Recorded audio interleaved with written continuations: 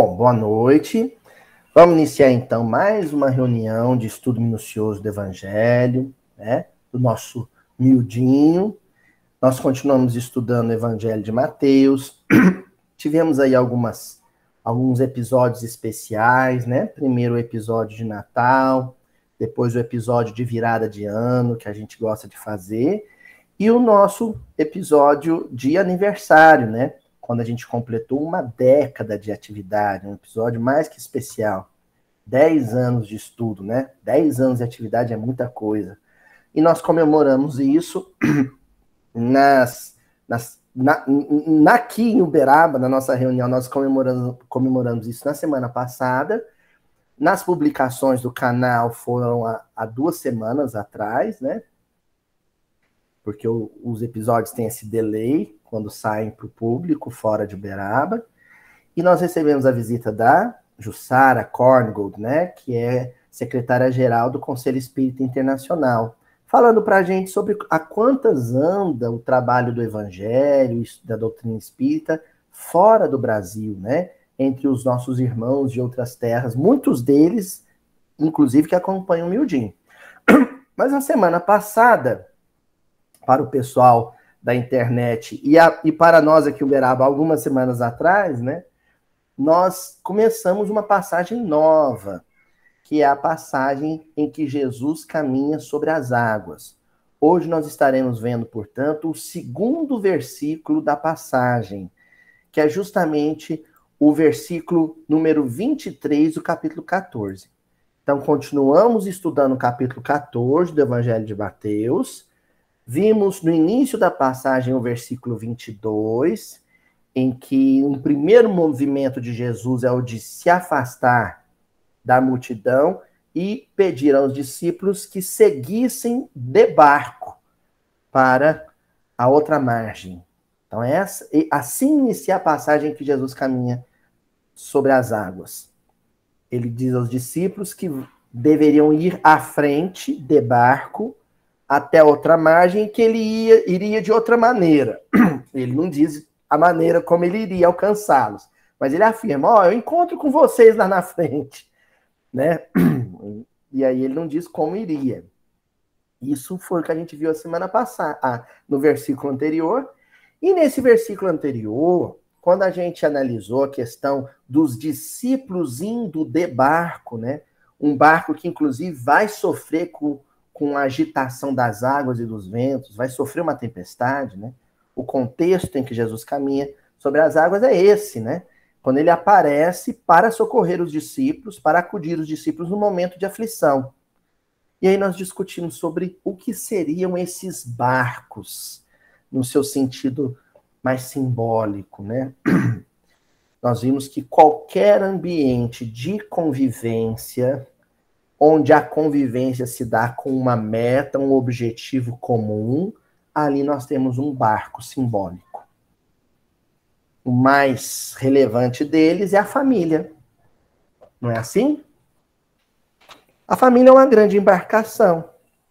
Há uma vida ali em comum, com objetivos em comum, com uma meta em comum, né? A subsistência e a convivência. E como toda embarcação, em algum momento, essa família vai atravessar tempestades, ventos e águas que se agitam, né? Trazendo ou não para dentro do barco aflição.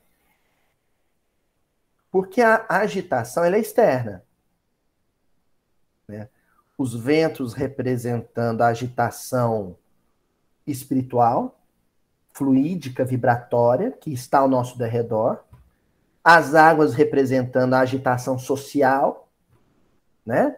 Uma crise, um cataclisma, uma pandemia, uma crise econômica, uma crise política, uma convulsão social. Isso tudo combinado, né? A gente sabe que o que agita as águas são os ventos, não é assim? Porque a pessoa que tem a noção mínima aí da navegação sabe. O que faz as ondas aumentarem? Justamente a agitação dos ventos. Então, a inquietação vibratória agita o convívio social. E não o contrário. Não é o contrário. Porque tudo nasce primeiro do pensamento. Então, os ventos agitam as águas. As vibrações, os pensamentos, as ideias, os sentimentos agitam o convívio social. E as embarcações, por sua vez, balançam, se agitam. A família é uma dessas embarcações, né? Então, quando a gente começa a estudar a passagem que Jesus caminha sobre as águas e vê que a embarcação em que os discípulos se encontram, ela está sob a agitação, sob a inquietação das águas e dos ventos, a gente pode extrapolar isso para outras coisas também. O ambiente profissional é uma embarcação. Ali tem uma convivência, pessoas são postas para conviver com um objetivo em comum. A casa espírita, o ambiente religioso, é uma embarcação. Não é? Nosso grupo aqui é uma forma de embarcação. Estamos no mesmo barco, não é? E como toda embarcação, voltamos a repetir, em algum momento nós sofreremos com a agitação dos ventos e das águas, com as agitações sociais e, sobretudo, com as agitações vibratórias, né? As inquietações vibratórias. Tá certo? Só para a gente rememorar o primeiro versículo que nós estudamos anteriormente dessa passagem em que Jesus caminha sobre as águas. Hoje nós iremos para o segundo versículo, o versículo 23, que é o seguinte: após despedir as turbas, subiu ao monte para orar em particular. Chegando o fim da tarde, estava ali sozinho. Mateus capítulo 14, versículo 23. Vamos repetir mais uma vez? Após despedir as turbas, subiu ao monte para orar em particular. Chegando o fim da tarde, estava ali sozinho. Então a situação é essa, a circunstância, aliás, é essa, a cena é essa. Os discípulos partem primeiro de barco para alcançar a outra margem.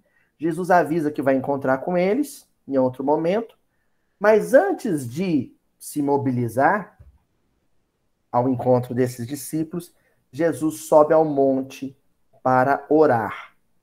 E o versículo diz que ele faz isso em particular, ele faz isso sozinho. E tem uma informação interessante aqui também, o momento em que se dá. O quando? Fim da tarde. Então, olha as informações, o quanto esse versículo é rico. Nós vamos ter a menor pressa de terminar e esgotar ele hoje, viu, Jussara? Se não der para terminar o versículo hoje, nós continuamos semana que vem. Olha como ele é rico. Primeiro, dá a informação da movimentação de Jesus, ascensional. Então, Jesus está sempre já em riba, vamos dizer assim. Nós vamos terminar. Ele já está sempre nos altiplanos. Quando Jesus se movimenta para subir, é que ele está se movimentando no sentido de se conectar com esferas e patamares espirituais que coordenam a tarefa dele. Isso assusta, mas é fato. Ó, vou dizer um negócio de arrepiar. Nós não vamos nem levar muito para frente, porque não é assunto para o nosso bico, mas só para a gente pensar. Todo Cristo tem o seu Cristo. A evolução não cessa. Todo Cristo tem o seu Cristo. Então, olha só que coisa interessante. Jesus se mobilizando um andar acima através da oração e do recolhimento. Nós vamos fazer isso também. Nós estamos vibrando regularmente num determinado patamar vibratório, espiritual, uma determinada natureza de pensamentos e sentimentos, mas em determinados momentos precisamos fazer um esforço de ascensão para a conexão com um patamar superior de espiritualidade. Buscar, por exemplo, a sintonia com os nossos benfeitores, com nossos instrutores, com os nossos avalistas reencarnatórios, com os instrutores de nossas casas espíritas, através do movimento da prece e do recolhimento. Às vezes ele se faz necessário também. Existe a prece com a turba, com a multidão, com o coletivo, mas existe a prece acrescida do recolhimento, da soledade, da solidão construtiva. Certo? A razão aqui no versículo está muito clara. Era o crepúsculo, viu, Elaine? Era o crepúsculo. Era o momento do fim da tarde, o ocaso. E o que caracteriza o fim da tarde? A luz recua e a sombra avança. Então, gente, no nosso estágio evolutivo, o ambiente coletivo da Terra, o ambiente terráqueo, é um ambiente de oscilação, de pulsar. Ora a luz avança, ora a luz recua. Entenderam? Então é cíclico. Até o momento em que será sempre luz. Mas aí nós estamos falando de mundos ditosos ou felizes na descrição da própria obra kardeciana. No nosso patamar, oscila. Há períodos, há dias, há meses, há anos, há séculos. Há períodos em que a luz recua ante o avanço das sombras. Aloísio, por que a luz recua ante o avanço das sombras em alguns momentos? Porque é concedida à coletividade humana o livre arbítrio. Notem bem, a luz recua e a sombra avança numa perspectiva coletiva. Mas isso não afeta a individualidade das pessoas necessariamente. Então, por exemplo, pode ser que o Aloísio esteja no momento em que ele se submete mais às sombras, em que ele cede mais o pensamento e o sentimento à influência da escuridão. Mas isso pode não acontecer com a dona Laurene. Pode ser que a dona Laurene, ao contrário, ela resista ao avanço das sombras e brilhe em meio à escuridão. Porque toda noite tem estrelas. Toda noite tem luz. Tem focos de luz. São estrelas. São os luminares. A lua reflete a luz do sol na escuridão. Tá claro isso, gente? Só para a gente fazer um resumão do versículo, para agora ir analisando os tópicos que eu selecionei para a gente pensar aqui. O primeiro deles diz respeito a esse movimento ascensional, o subir a montanha. Então, a primeira expressão do versículo que nós vamos destacar é analisar a expressão subiu a montanha. Tá bom? A primeira delas.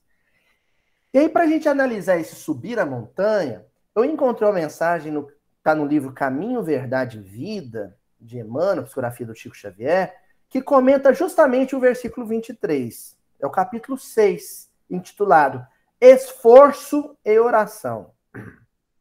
Esforço e oração. A oração em si, ela não representa luz se previamente a ela não houver o esforço ascensional. A gente acha que quando você ora, em seguida a consequência da oração é elevação. É o contrário.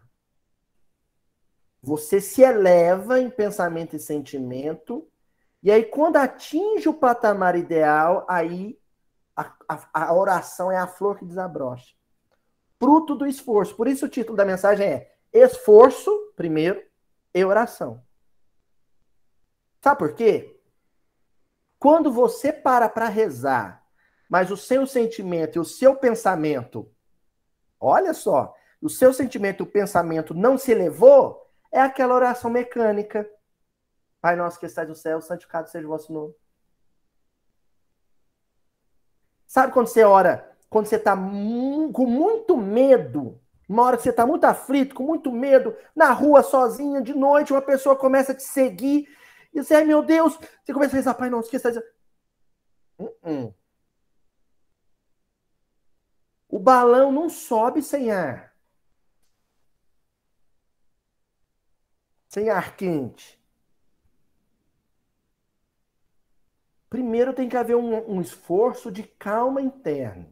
Então, meditar e orar, esse esforço e ascensão, ou esforço e oração, meditar e orar é duas coisas que caminham juntas e uma depende da outra. A meditação vem primeiro com a respiração. Você primeiro acalma a sua respiração, puxa o ar, começa a pensar no bem, começa a pensar nos espíritos. É claro que aqui eu tô lento, né? Numa situação de aflição, isso tudo acontece bem rápido. Mas primeiro você pensa no bem. Pensa em Jesus, sente Jesus. Na hora que houver aquele clima interno favorável, aí você estabelece a comunicação perene através da prece. Porque a prece é irradiação. A calma, a serenidade é a introspecção, a absorção. Uma é inspirar, a outra é respirar. Primeiro sobe o monte. Chegou no monte? Chegou no topo? Ali a quietude psíquica, ali há clima psíquico que te permita orar.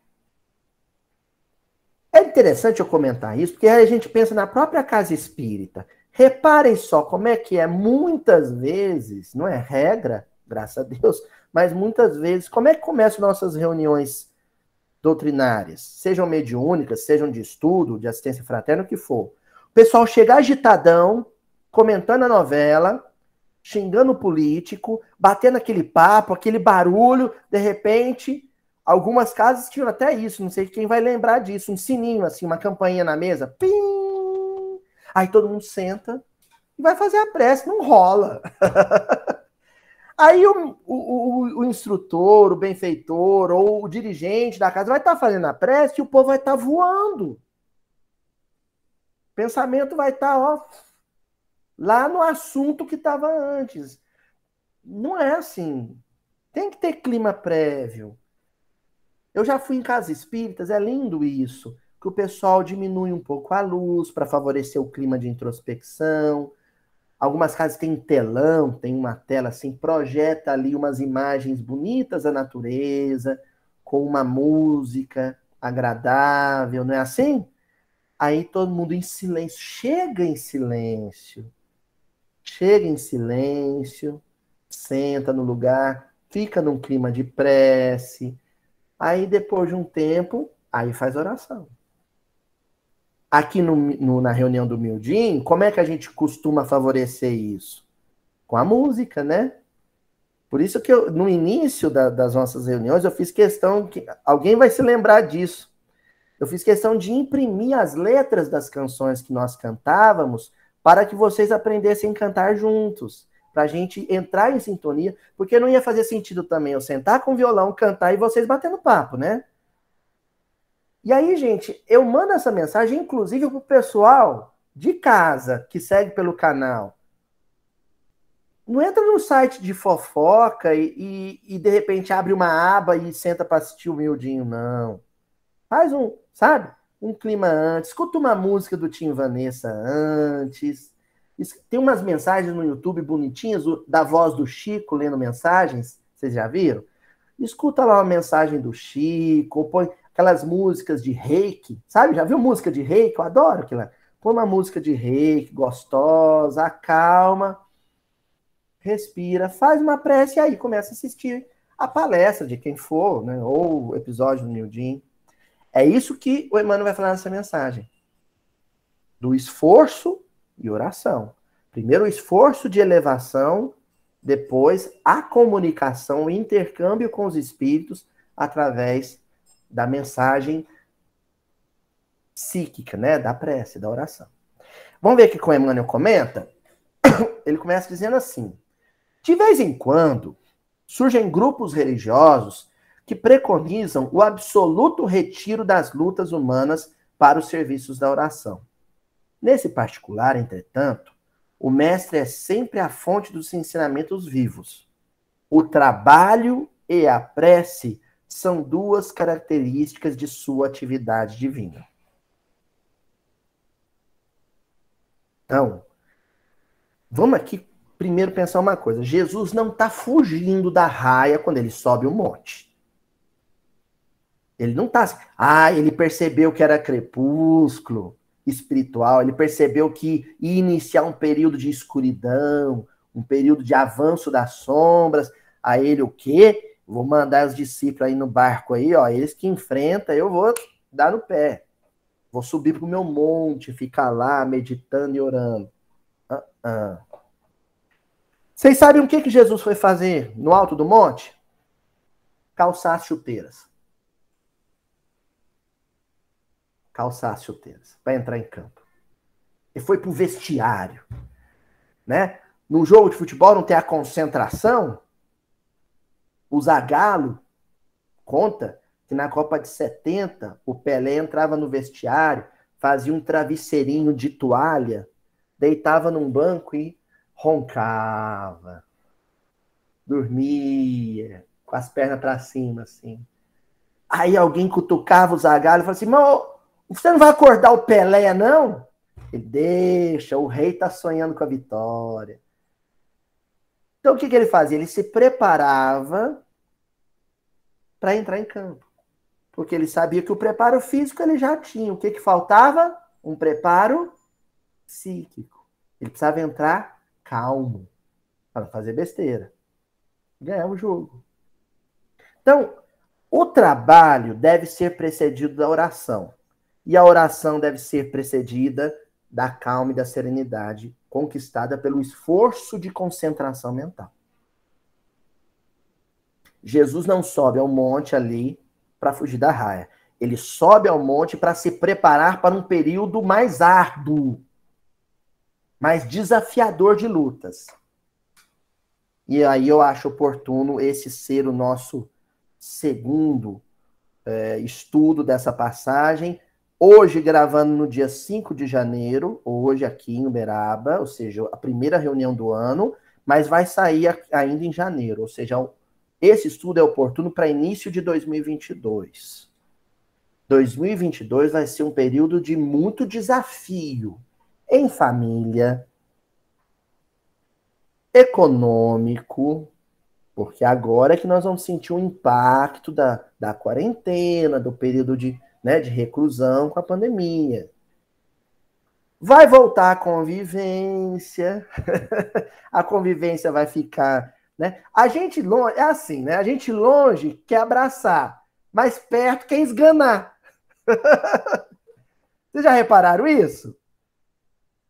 Longe quer abraçar, perto quer enforcar o outro. Então agora a gente vai voltar para o convívio, o emprego, né? A vaga na garagem do prédio, a vaga na garagem do shopping. Ou seja, é um período intenso no campo da convivência, de muita agitação psíquica. E onde a agitação psíquica vai vir a agitação social. Vai ter eleições. Aí voltam aquelas rivalidades, aquela guerra no grupo da família, no WhatsApp, né? Então, vai vir muitos desafios. Vamos tirar esse mês de janeiro, né? Esse início do ano, para subir a montanha.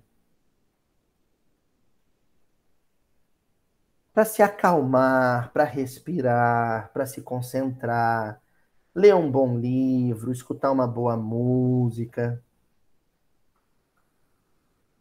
Mesmo o lazer em família, vamos tentar transformar o lazer em família num período de fortalecimento afetivo, né? O afeto fortalece. Uma tarde passada com carinho com o filho, né? revigora. Às vezes eu tô assim, tribulado num trabalho, fazendo, não, vou parar. Aí eu paro e vou brincar de esconde-esconde com o Chico. Ele adora, meu filho adora esconde-esconde. Aí eu vou brincar com ele, quando eu vejo, eu tô mais leve. Então a permuta afetiva entre os casais também, né? Parar pra namorar, assistir um filme romântico, pegar na mão, ler um poema. Eu sou tipo Roberto Carlos, aquele galã moda antiga, do tipo que ainda manda flores, né? Então eu acredito que esse momento de afeto, né? Se puder, vai, agora tá podendo, né? Vai tomar um lanche, comer alguma coisa fora, ou então o marido faz uma comidinha em casa. Afeto, muito afeto em família, para fortalecer os laços. E também de retiro. Aí você entra num clima de fortalecimento para o trabalho. É disso que o Emmanuel está falando nesse primeiro parágrafo. Para o trabalho. Vou citar um trabalho com o qual a gente vai ter que se comprometer muito em 2022. E que eu dediquei praticamente uma passagem inteira anterior. A fome, a privação alheia,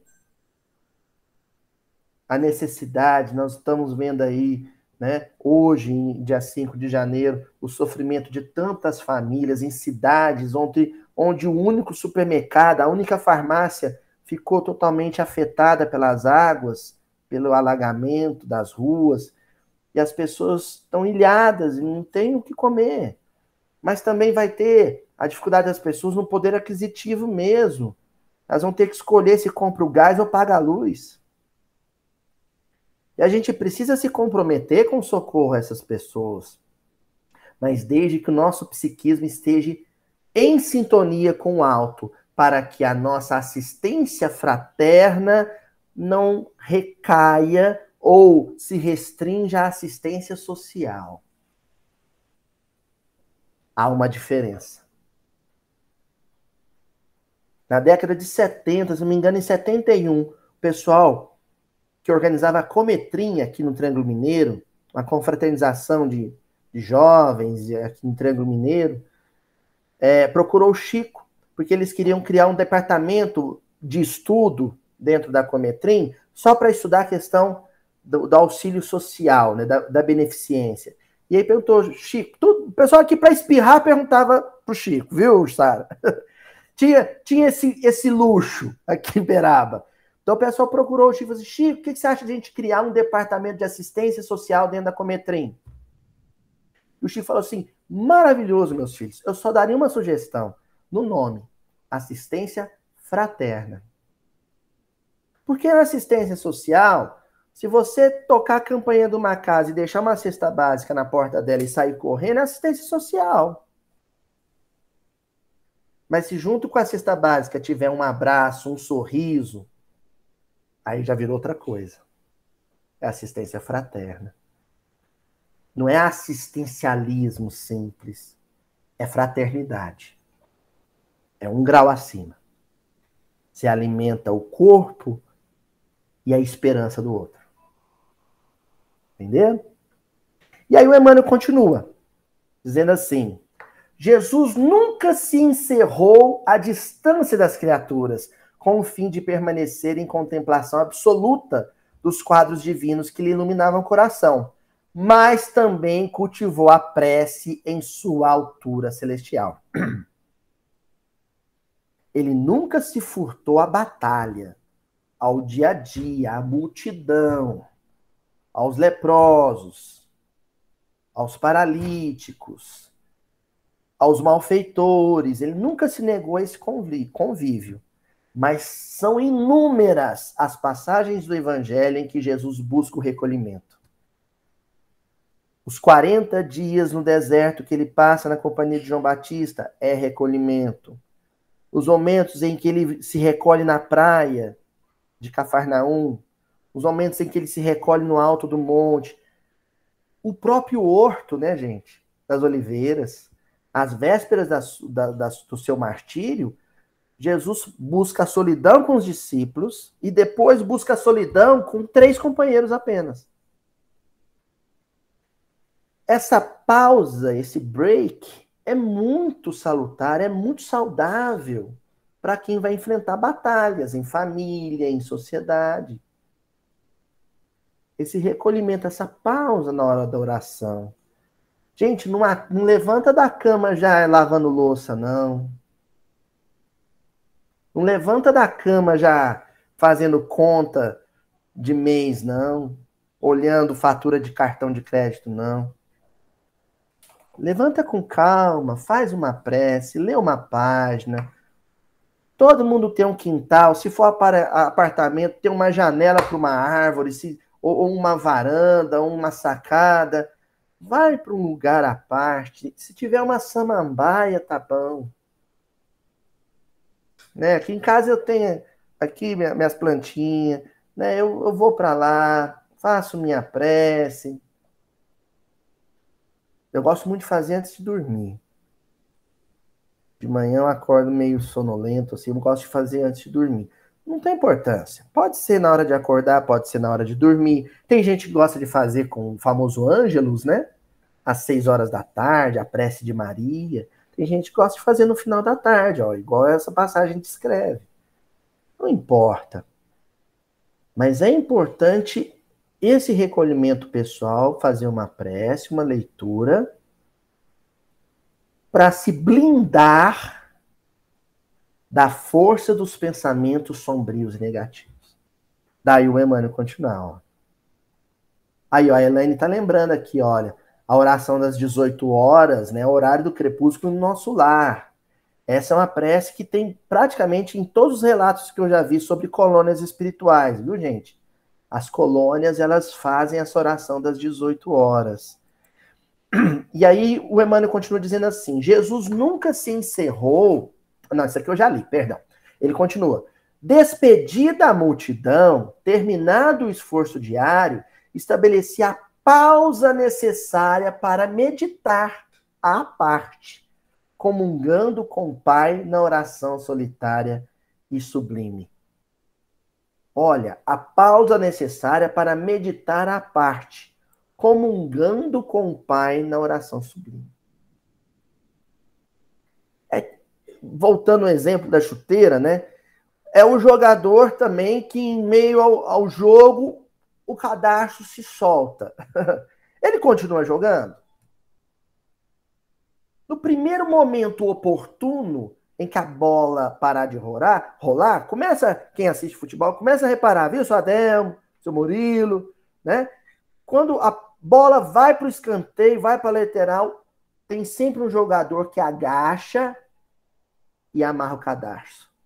Porque ele sabe que se ele insistir em correr com o cadarço solto, ele vai cair. Ele vai ao chão. O que é o cadarço solto, no caso aqui do nosso estudo? É uma ideia fixa negativa. E, ó, as 3 coisas. Uma ideia fixa negativa. Então, eu fui no ano novo, e lá no ano novo, uma prima minha tinha tomado uma cervejinha a mais, deu uma resposta mal criada em mim. E aí eu fico com aquela ideia fixa e negativa. 1 semana, 2 semanas, 3 semanas, acha um tempo.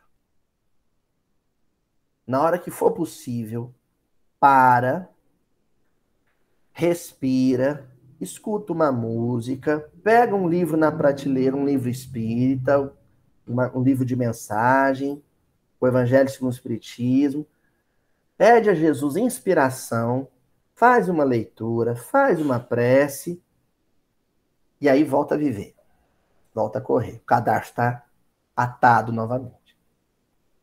Certo? E para a gente finalizar aqui essa mensagem, esforço e prece completam-se no todo da atividade espiritual. A criatura que apenas trabalhasse sem método e sem descanso acabaria desesperada, em horrível secura do coração. Aquela que apenas se mantivesse genuflexa, de joelhos, né? estaria ameaçada de sucumbir pela paralisia e ociosidade. A oração ilumina o trabalho e a ação é como um livro de luz na vida espiritualizada. Cuide de teus deveres, porque para isso permaneces no mundo. Mas nunca te esqueças desse monte localizado em teus sentimentos mais nobres, a fim de orares à parte, recordando o Senhor. Então a gente encerra essa mensagem, essa análise do monte, com esse raciocínio muito prudente de Emmanuel, em que ele diz, olha, e esse monte não necessariamente é um lugar externo. O quintal que eu mencionei, ou o centro espírita. Esse monte deve ser, sobretudo, antes de tudo, um lugar interno. Aí a gente volta lá na casa mental, que eu sempre falo, né? Da casa mental, que o Calderário menciona para o André Luiz, lá no livro No Mundo Maior. A casa mental tem o terceiro andar. O terceiro andar é o das ideias superiores, do superconsciente. É o lugar de se falar com Deus. Então tem que subir. Tem que subir o morro alto. Um monte acima. Tá bom? Entendemos então o que é subir o monte? Vamos para a próxima expressão? Vou deixar vocês meditarem enquanto eu tomo um gole aqui, ó.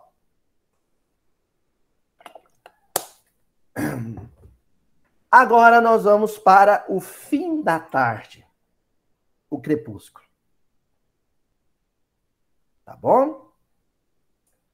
Sempre que a gente vai estudar o Evangelho dessa maneira minuciosa, é interessante a gente contar com a experiência dos companheiros veteranos, que iniciaram essa modalidade de estudo, essa metodologia de estudo antes da gente.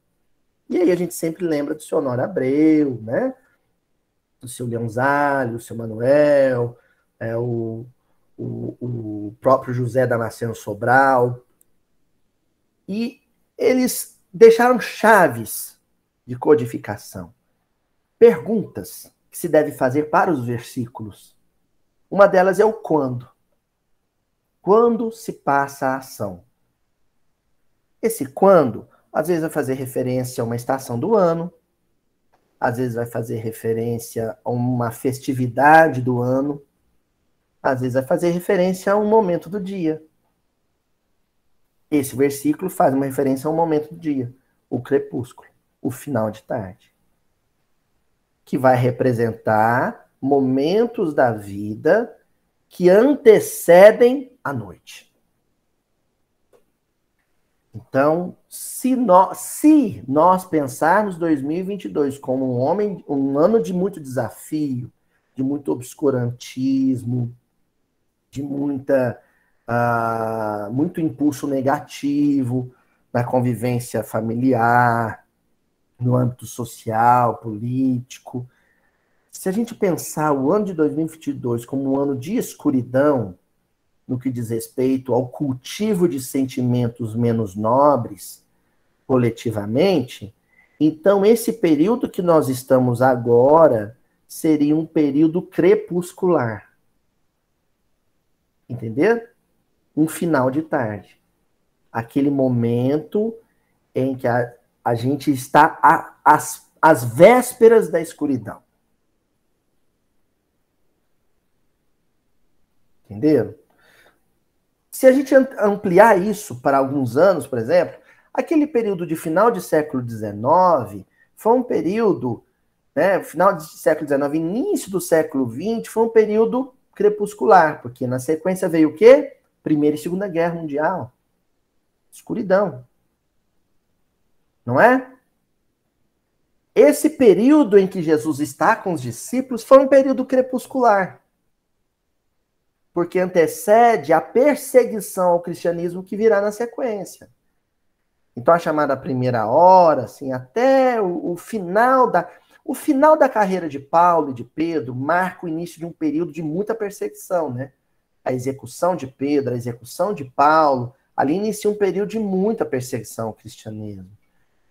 E aquele período entre o início da tarefa de Jesus e a consolidação da igreja cristã em Jerusalém, né? E a perseguição do próprio Paulo em um dado momento à igreja de Jerusalém, ali um período de meia luz, meia sombra, né?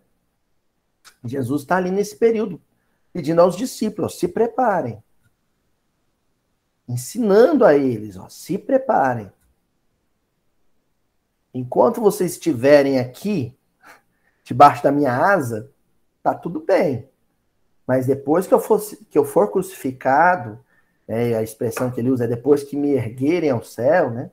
Que me içarem ao céu, com uma bandeira de paz, ali começa o desafio. E aí nós vamos falar agora desse período crepuscular, utilizando uma mensagem, um poema do Amaral Ornelas, que está no livro Através do Tempo, o capítulo 21. O título do poema é Diante da Noite. Olha só, você está no crepúsculo, você está no portal da noite. Entendeu? Diante da noite.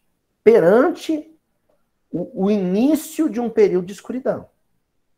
Voltando a dizer, noite não quer dizer trevas absoluta. A escuridão absoluta não existe com Deus. Não existe. Toda noite tem estrelas, toda noite tem o luar. Então, se a gente pensar em 2022 como um ano difícil, né? Ou às vezes a gente está em um período inteiro difícil, né? Não ter, nas vésperas de um período inteiro difícil. Não pensem que a gente viu toda a dificuldade com a pandemia, viu, gente? Não pensem.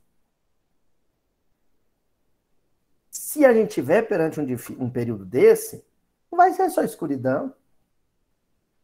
Cada coração que se predispor a subir o monte para orar em particular, vai brilhar em meio à escuridão como uma estrela. Entendeu? Cada coração que pausar a vida íntima para fazer um movimento de ascensão, subir o monte em prece, vai brilhar no meio da noite, como estrela. E aí, então, a gente vai recorrer a esse poema em que o Amaral Ornelas diz assim: clamando em toda a terra, há sofrimento insano, ao látego da dor que vibra estrada fora, abrindo sem cessar em sombra que apavora os conflitos do mal escuro e desumano. Enquanto o mundo hostil se despedaça e chora, desditoso e revel no extremo desengano, abre teu coração ao Cristo soberano e aguarda a nova luz da sublime aurora. Ruge em torno de nós a tempestade imensa, o aquilão da impiedade e o frio da descrença trazem negrume e lama à carne transitória. Somente com Jesus a alma, operosa e atenta, vive acima da treva e acima da tormenta, prelibando o esplendor da suprema vitória. Então nós vamos agora estrofe por estrofe. Na primeira estrofe eu queria destacar a sombra que apavora, o medo. Nós, ante a sombra, nos sentiremos em algum momento apavorados.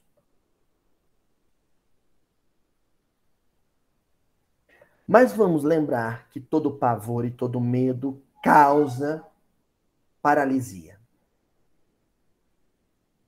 Então, o problema não é sentir medo, é deixar que ele triunfe. A nossa luta é contra o pavor. A nossa luta íntima é contra o medo. Fevereiro agora nós vamos começar a sentir a onda chacoalhar. O vento vai soprar mais forte. A gente, epa! Olha o estudo do miudinho aí. Vai dar aquele frio na barriga. Ih, tô ficando emocionado que essa fala é minha aqui. Vai dar aquele frio na barriga.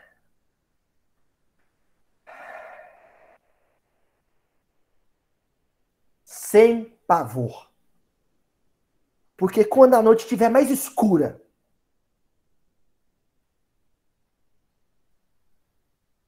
uma estrela vai caminhar sobre as águas em nossa direção. A mais fulgurante das estrelas vai caminhar sobre as águas em nossa direção. E vai dizer pra gente assim: sai do barco, vem.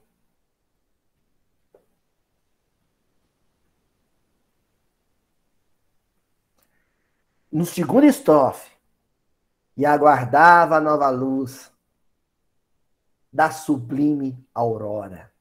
Se tem crepúsculo, tem aurora. Tudo é cíclico. Tudo é cíclico. Entre o crepúsculo e a aurora tem escuridão. Mas se o crepúsculo representa o recuo da luz e o avanço da sombra, o alvorecer é o contrário.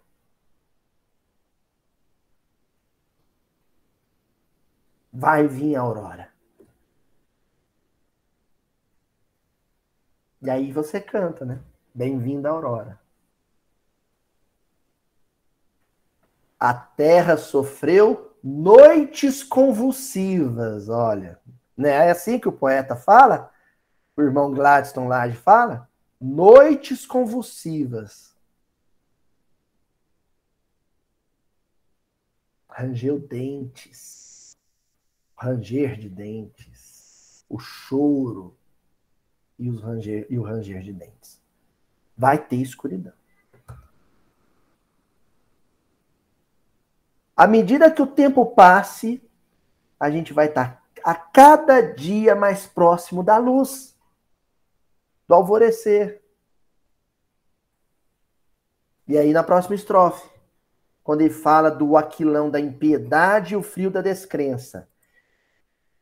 O que vai apavorar a gente em algum momento é a impiedade e a descrença.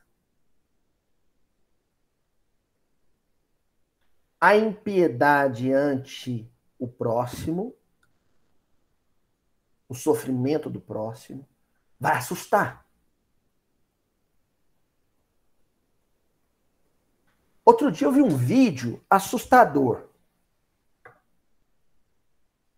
É um vídeo que circulou como um vídeo de humor, viu, gente? Para fazer rir. Mas é assustador. É de apavorar.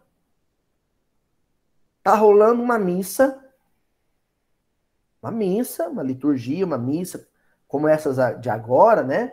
Com a música, o Segura na Mão de Deus. Se não me engano, é o padre Marcelo Rossi que tá ali cantando. Não sei se num playback, num áudio, ou se era ao vivo. Que o vídeo não deixa.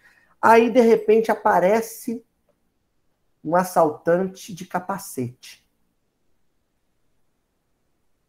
para assaltar os fiéis. Um fiel desconfia que ele não tinha arma de verdade. Ele estava com a mão no bolso, assim, fingindo ter uma arma, mas não tinha arma. E resolve reagir com uma cadeira. Agride o assaltante com a cadeira. E a câmera que estava ali para filmar a missa começa a filmar a cena. Um fiel vira 2, vira 3, vira 4. De repente tinha em torno de 100 homens com cadeiras nas mãos, linchando o assaltante dentro da missa. No meio da missa. E aí eu acho que era um playback porque a música continua rolando. Segura na mão de Deus.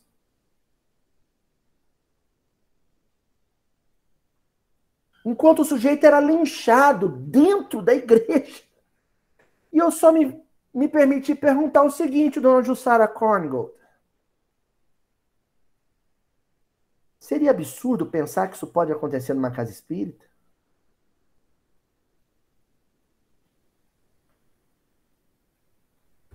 Não sei.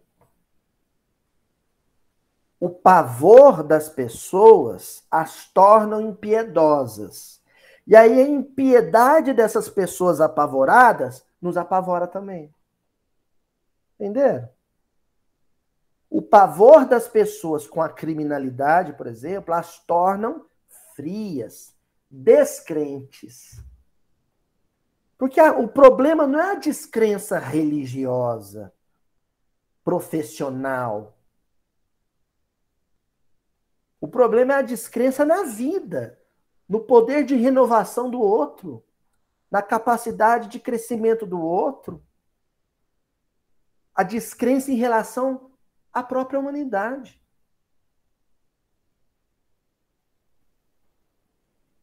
Então, a impiedade e esse tipo de descrença, quando as pessoas se tornam frias, indiferentes, descrentes, cruéis, rigorosas em excesso, duras, é de dar calafrio, é de apavorar.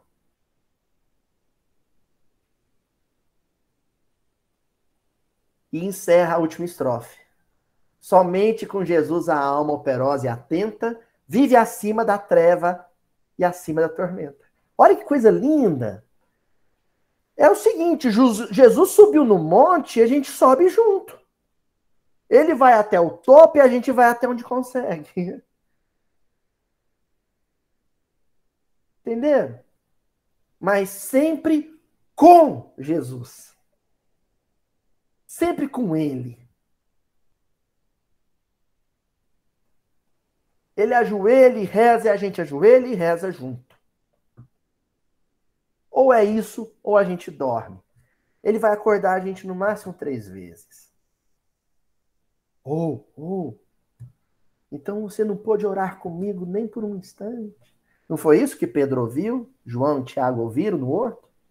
Então você não pôde orar comigo nem um instante. Quando a treva e a tempestade estiverem intensas, o que Jesus vai estar fazendo? Orando por nós. Oremos com ele.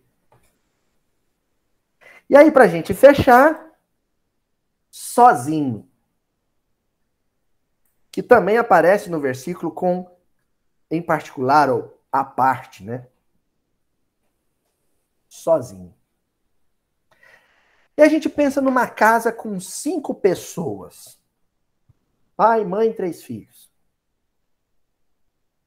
Eu vou ser um feminista cristão aqui agora. Vou puxar a brasa para a sardinha das mulheres. Aí a mãe resolve orar, subir o monte. Será que os outros 4 vão sempre subir com ela? Então é sozinho, meu amigo. É sozinho, minha amiga. É em particular. Muitas vezes, mas frequentemente, vias de regra, estaremos solitários nesse esforço de ascensão e oração.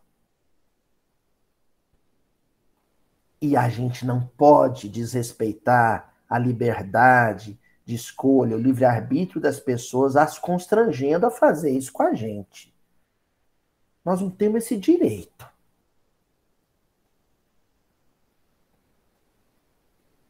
Esse movimento vai ser quase sempre solitário.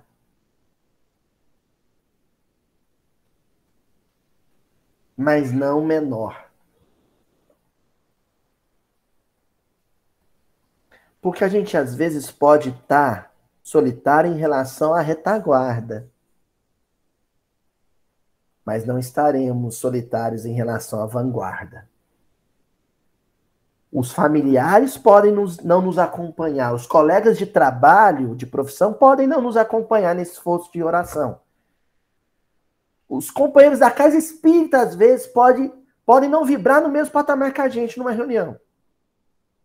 Mas os espíritos sempre estarão lá, no alto do monte, com a gente. E é por isso que eu selecionei, para a gente ir finalizando, uma mensagem do Emmanuel que está no livro Encontro Marcado, capítulo 19, intitulada teu recanto. Teu recanto. Aquele lugarzinho seu.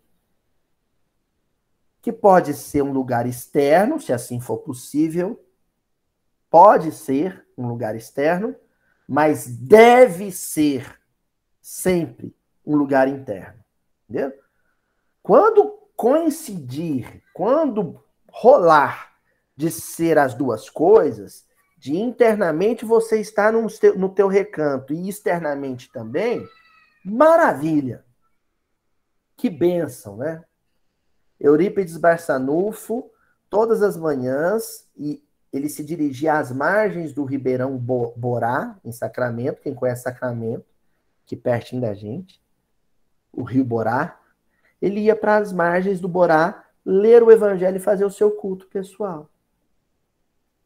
Depois ele voltava para a Chácara Triângulo, né?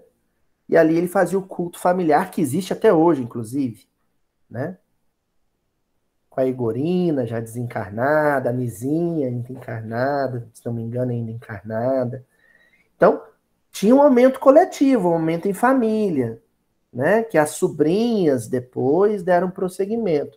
Mas havia um momento em que Eurípides se recolhia no seu recanto, junto à natureza, e intimamente. E ali ele buscava forças para a tarefa gigante de falar da doutrina espírita no interior do Brasil, né? E nessa mensagem, o Emmanuel começa dizendo assim: efetivamente, não podes acionar alavancas que determinem tranquilidade e ordem para milhões de pessoas. No entanto, é justo assegures a harmonia do teu recanto. Se ele é uma casa de vastas dimensões, um pequeno apartamento, ou apenas um ângulo de quarto estreito, esse é o teu mundo pessoal, que povoas mecanicamente com as tuas forças mentais, substanciadas naquilo que sentes e sonhas. A gente não vai conseguir levar para este lugar de paz e serenidade uma multidão. Não vamos conseguir. Mas é o lugar onde a gente vai orar pela multidão. Esse lugar pode ser a nossa casa, é o descanso do guerreiro, que fala, né? Aquele pai de família chega do serviço, ai, aqui eu tô em paz. Se bem que tem pai de família que o lugar de recanto é o trabalho, né? Em casa é quebra-pau, ele vai pro serviço, ai, agora eu tô em paz. Pode ser o teu quarto. Quem já teve a oportunidade de visitar, né, a casinha onde o Chico viveu, aqui em uma das casinhas onde ele viveu, aqui em Uberaba, né, já viu o quartinho dele. É um quartinho, não, um cômodozinho diminuto, onde tinha a caminha de solteiro dele. Ali era o recantinho dele, onde ele se refazia. Mas muitas vezes também ele se dirigiu até Campos, Goytacazes, para ficar lá com a família, Tavares. Muitas vezes ele viajou, né, até a fazenda dos amigos, né, a fazenda modelo era o recanto dele, tinha um porãozinho lá onde ele psicografou o Paulo Estevam. Então o Chico ele tinha aqueles lugares de refazimento. Agora, se não for possível que a gente tenha um banheiro. Um amigo nosso do Movimento Espírita aqui de Uberaba, ele trabalhava numa loja, né, tia Adriana? E o pessoal da loja pegava no pé dele com a doutrina espírita. Chamava ele de, né, o religioso, o pastor. E aí, para ele não constranger ninguém, mas também ter o momento dele, ele no intervalo, ele ia para o banheiro com o Evangelho segundo o Espiritismo. O banheirinho da loja. Ali era o recanto dele. Ali ele fazia uma prece, quando o clima estava ruim, os clientes estavam maltratando os funcionários, ou o contrário, quando os colegas estavam num clima de rivalidade por causa da comissão da loja, ele sentiu o clima pesar, ele ia para o banheirinho, Dom Joana, trancava a portinha ali, ele lia o evangelho e fazia a prece dele. E aí, o Emmanuel avança dizendo assim: é razoável coloques nele o que possuas de melhor, a limpeza digna e os pensamentos nobres, os planos de ventura e os anseios de progresso. Aí conviverás com as meditações e as páginas que te levantem o espírito aos planos mais elevados e pronunciarás as palavras escolhidas do coração para ajudar e abençoar. Olha que coisa linda. Primeiro, limpeza digna e os pensamentos nobres. É um processo de higienização mental. Uma faxina. Essa semana, meu carro, eu tinha levado ele para como é que chama? Revisão. E aí, depois da revisão, não sei, alguém esqueceu de apertar um negócio lá, um parafuso lá, e vazou muito óleo. Veio festas de final de ano, o óleo vazando. Aí eu voltei lá na oficina, gentilmente, o dono da oficina falou assim: não, é fácil de resolver, é só apertar aqui essa borrachinha aqui, ó. Só que eu vou precisar que você deixe o seu carro aqui, porque ele vazou muito óleo vários dias, vamos ter que higienizar o motor. Higienizar, tá tudo sujo de óleo. Então, é como se por alguns dias a gente deixa ali uma arruela, uma borrachinha solta e vaza óleo. Ou seja, a gente se fica impregnado de pensamentos negativos. Você tem que dar uma pausa para higienizar. Essa pausa para higienizar pode ser 10 minutos, pode ser 1 hora, pode ser alguns dias. Mas tem que ter um shabat. Tem que ter um sábado ali, né? Tem que ter uma pausa para higienizar. Quando a gente se reúne aqui na quarta-feira para estudar, né? A gente está fazendo um processo de higienização. No momento em que você se concentra, mesmo a gente tendo optado por fazer um estudo mais centrado na minha fala, para facilitar a edição da Juju depois e a publicação dos vídeos, né? Isso não quer dizer que o pessoal expectante não vai estar vivendo ali um processo de higienização mental. Enquanto a gente está aqui refletindo, enquanto eu estou aqui falando essas coisas, eu me refaço. Eu sinto sempre que eu termino a reunião mais leve, mais fortalecido, mais sintonizado, não é? Então, uma reunião doutrinária, uma página de livro, uma música edificante, um filme bonito, um filme alto astral, uma visita a um jardim, entendeu? Ali você está fazendo esse processo de limpeza que o Emmanuel menciona. E aí ele encerra dizendo assim: embalsamarás esse lugar pequenino com as vibrações de tuas preces, nelas envolvendo os amigos e adversários, endereçando a cada um deles a tua mensagem de entendimento e concórdia. Daí saindo, de sol a sol, a fim de espalhares o melhor de ti, o melhor de ti mesmo, a benefício dos semelhantes, a começar do reto cumprimento de tuas obrigações. Então, olha que lindo. Ali você fica impregnado de perfume. O perfume da paz. Mas daí você vai ficar ali minutos, 1 hora, 2 horas, um dia no máximo. É um lugar de refazimento. Dali, você sai para viver e espalhar esse perfume. Para compartilhar com os teus irmãos o que você conseguiu edificar na solidão. Então, uma solidão útil à coletividade. É um particular útil à vida comum.